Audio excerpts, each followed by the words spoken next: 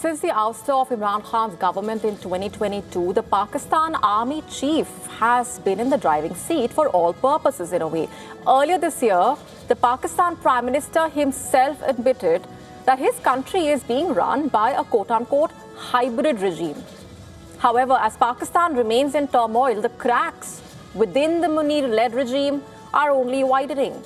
The first salvo came from none other than Pakistan's own Interior Minister Mohsin Naqvi. Addressing an economic conclave, he made it clear that the current governance structure in Pakistan had collapsed. मैं आपको सिर्फ ये बता सकता हूँ कि आप 10 साल बाद भी यहीं बैठे होंगे और इसी तरह तकरीर कर रहे होंगे और इसी तरह अपने मसले बयान कर रहे होंगे।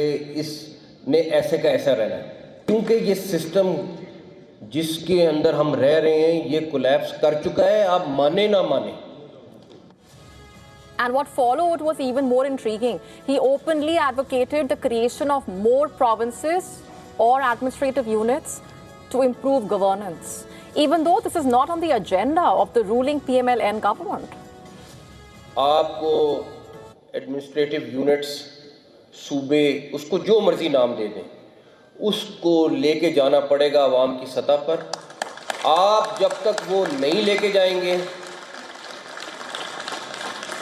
आप जब तक आपके सारे चैम्बर्स यहाँ बैठे हुए हैं, जितने धक्के आप लोग खा रहे हैं अपनी छोटी छोटी चीज़ के लिए, ये आपको अपने इलाके में अवेलेबल होने चाहिए। However, this was not his individual opinion. Endorsing Naqvi's statement, the Pakistan military openly questioned the lack of good governance and linked it to the alleged inability of 4 provinces to cater to the growing population of Pakistan. I think 1972 का census था, if I'm not wrong, कुछ 6.5 या 7 crore maximum आबादी थी पाकिस्तान की। 4 सूबे थे, आज हम 25 के ऊपर हैं। तो अगर अब आपकी आबादी 3 से 4 गुना बढ़ गई और वही 4 सूबे हैं, तो we have to see, is it serving good governance? And while various political parties have demanded the creation of new provinces in the past, Naqvi's intervention is quite significant, as he is perceived to be very close to the military establishment. From 2023 to 2024, he served as the caretaker chief minister of Punjab, remember, although he was elected to the country's Senate as an independent candidate. Naqvi was surprisingly inducted as the Interior Minister by the PML-N. That's not all. Naqvi has been Munir's trusted aide in furthering Pakistan's so-called role as a mediator in the West Asia crisis. For instance, Naqvi has often visited Iran as well as the US as part of the mediation efforts. But why is the demand for new provinces politically sensitive? This is also seen as a move to marginalize PML-N and PPP, which are 2 of the country's 2 largest parties. In fact, PML-N and PPP derive their electoral strength from Punjab and Sindh, respectively. That's the context. And they have consistently opposed this demand, owing to their concern that any change to provincial boundaries could impact their political future. For instance, the PPP has been against making Karachi a federal territory, and the PML-N, meanwhile, has opposed creation of a South Punjab province, as it may benefit the PPP and the Imran Khan-led PTI. A key question here arises, what is the sudden trigger for Munir's push to have more provinces? What's behind that move?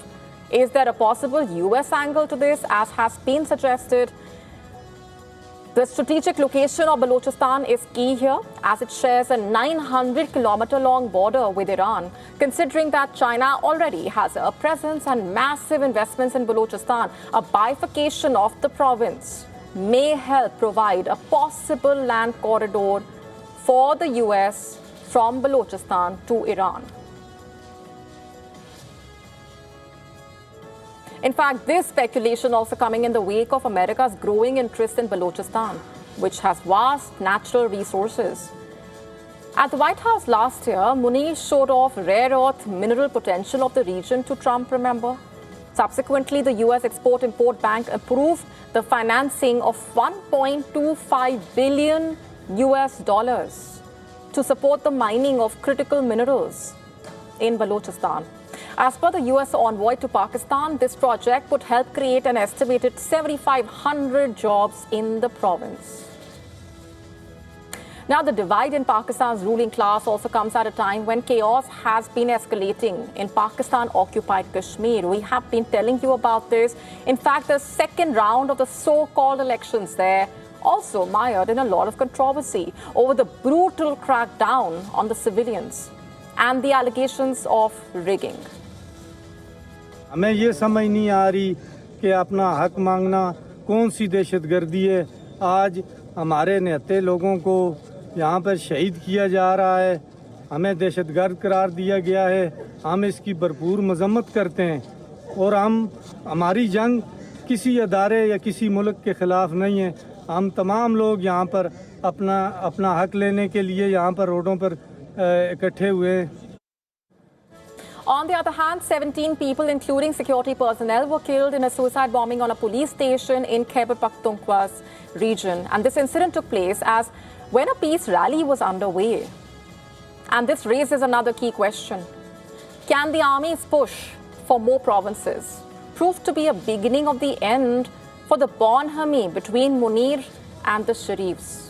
However, with any change to the provincial boundaries requiring approval by a 2/3 majority in the assemblies, the creation of new provinces will be anything but easy.